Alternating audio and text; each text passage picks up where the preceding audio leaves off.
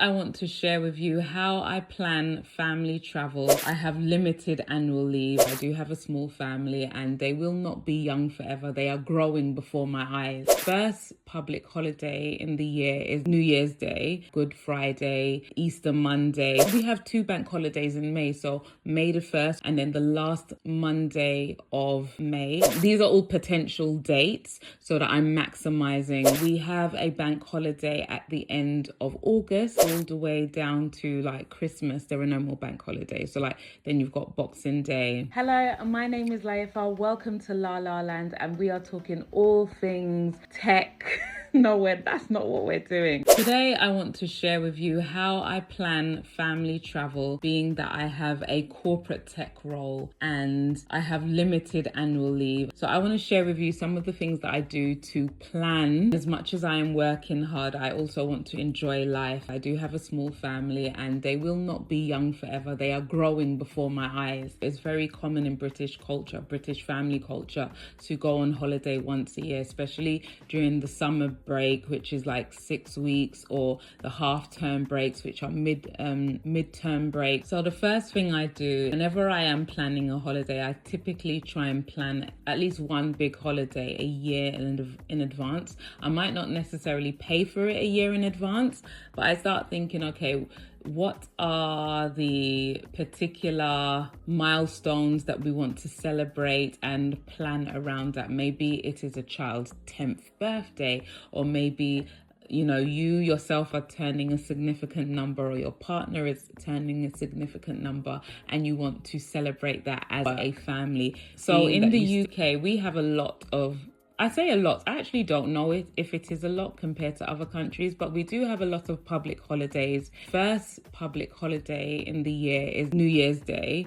And then you have the Easter break. So you have Good Friday, Easter Monday. So that whole Easter period, that's a bank holiday. Then in May, we have 2 bank holidays in May. So May the 1st, which is May Day, and then the last Monday of May. So the first Monday of May and the last Monday of May, those are bank holidays too, given that my birthday is so close to a bank holiday, and that's typically also when the kids have a half term or 1 week half term. These are all potential dates so that I'm maximizing the limited holiday that I have.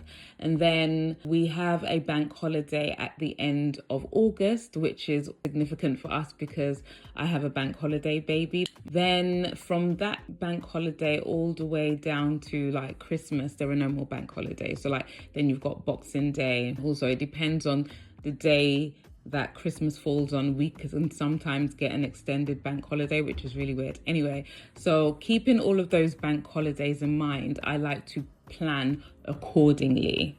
I always try and book my annual leave early. I just don't want to have to deal with any discrepancies or any issues. So I like to book it way ahead in advance. And I think everybody's annual leave is different. Some people, their annual leave is January to January. Maybe it's April to April. You know what you are dealing with, and I know what I'm dealing with, okay? If your annual leave doesn't carry over into the new year, you have to think strategically about how you use your leave. And also depending on the industry that you work in, some industries you cannot book annual leave at a certain period or during a certain season because this might be their busiest season. I know it's very common maybe during the Christmas period, like December, because this is when they need to make their deals or things need to be done. So I know there are some industries and companies that do not allow you to book during certain periods, but there are extenuating circumstances, and I am aware that everything is discretionary. So I'm sure you can work things out. At least I like to think so.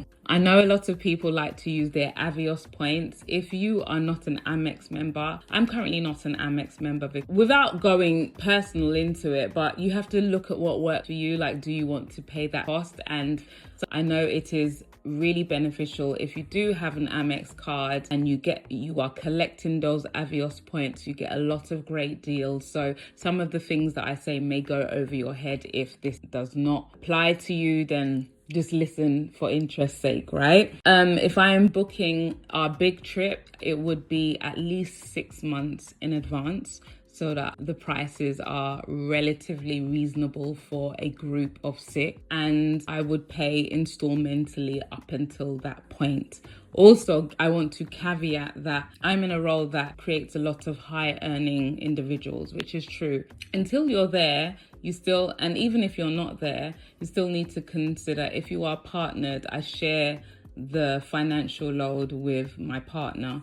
I think it's important to be transparent about that. You know, it makes a difference having a partner that isn't on board and really, because some people think that holidays are not valuable, it's a waste of money, but I think they are very valuable. It's a great, as I said before, it's important for resetting. It is a great way to build memories and have quality time with the people that you love, reset and avoid burnout. And sometimes you work harder, right? You're like, yes, this is what I'm working for. I'm not just working. I'm working so that I can have downtime, so that I can have play, so that my well-being is really being taken care of. I mean, I come from a generation whereby our parents worked so hard and they didn't really get to enjoy the fruits of their labor because they were working so hard. And I don't want that to be my story. I don't want that to be the story that my children tell of me. Yes, their mummy worked hard, but yes, she also knew how to play hard too. My children, fortunately, are at the age where they can do their own packing, right? So they can pack their suitcases by themselves. I do still have to do spot checks and check over what they've packed, because there'll always be one child that has only packed like one underwear or something like that, something crazy. And you're just like, so we're going for 7 days. What are you trying to do with this one pant? Like, how's that gonna work, right? I remember one of the first times that we traveled as a family of 5, we went to Amsterdam, and I don't know if I still have that footage. I may post it, I may re-share it. It was a lot. We went to Amsterdam and it was still a lot. My daughter was just a few months old. She was less than 1. I had a terrible accident and ended up in A&E. So, I mean, that is a story for another day. But if you do want to hear that story, I could definitely post that video if you're interested. I also want to demystify this huge misconception, because you do have a lot of technical nomads that they're software developers and they work in any part of the world. That is great, depending on the industry that you are in. The industry that I am in, I don't get that remote luxury. So I am sometimes in the office. It is a hybrid role, but I am sometimes in the office. So the idea of being a completely remote worker is not something that I have experienced as of yet, but it's something that I would like to experience, because I guess it would give me more opportunity to be fair, I'm not even sure if it would necessarily make a difference, because I have children that are at school age. I always have to travel during peak seasons. I'm not going to pull them out of school unless it is like it has to be a significant reason as to why I would pull them out of school. Because of the peak seasons, the prices of these flights would always be a little bit higher. That's why I would definitely have to book in advance. I can't just do something off the cuff. Because I am in a hybrid role, something that I haven't really tapped into is the idea of having a long weekend break, flying out on a Thursday night and coming back on like a Monday night. And also it depends on what your office policy is. If they're checking your IP address and you have to be at a certain location, then, but then also VPN is a thing. But we won't get into that. I'm not encouraging any misbehavior at all. One of my recent travels, when I went away with my sister, we met these lovely ladies, and one of them, I asked them, how long are you out here? And they said, oh, we're out here for 3 weeks. And I was like, 3 weeks? How did you get that much annual leave?